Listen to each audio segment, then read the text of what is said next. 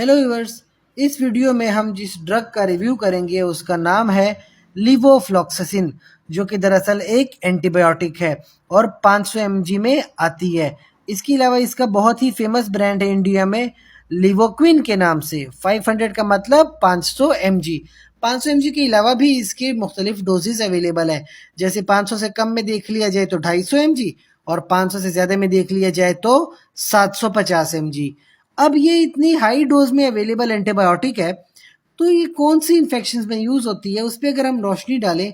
सबसे पहले तो कम्युनिटी एक्वायर्ड निमोनिया। तो निमोनिया क्या होता है? रेस्पिरेटरी ट्रैक इन्फेक्शन है।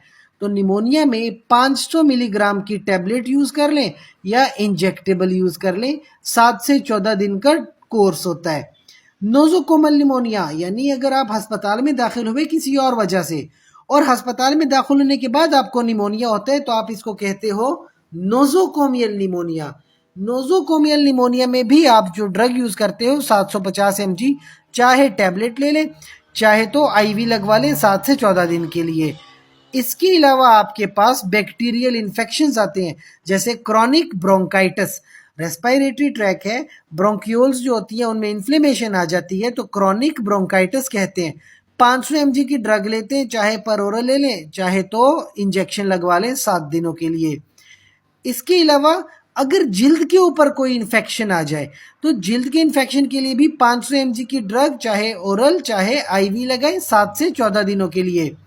इसके साथ साथ यूटीआई जिन लोगों को हो जाए, यानी यूरिनरी ट्रैक इन्फेक्शन जो होता है, पेशाब की नालियों में जो इन्फेक्शन फैल जाए, तो उसमें जो डोज है वो पहले शुरू कम कम होती है, क्योंकि वो कॉम्प्लिकेटेड भी हो सकते हैं अनकॉम्प्लिकेटेड भी।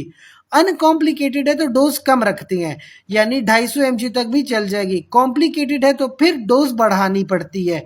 इसके अलावा एपिडिडिमाइटिस, तो ये जो मर्द होते हैं, मर्दों में जो पेशाब की नालियां होती हैं उनमें एक स्पेसिफिक किस्म की इन्फ्लेमेशन होती है। 500 mg की ड्रग लेते हैं 10 दिनों के लिए।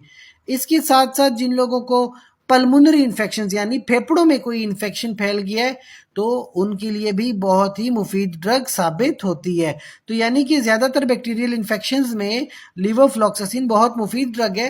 लेकिन जहाँ इसकी इतनी हाई डोज है तो वहाँ पे नोजिया, वॉमिटिंग, डायरिया भी साथ में होते हैं।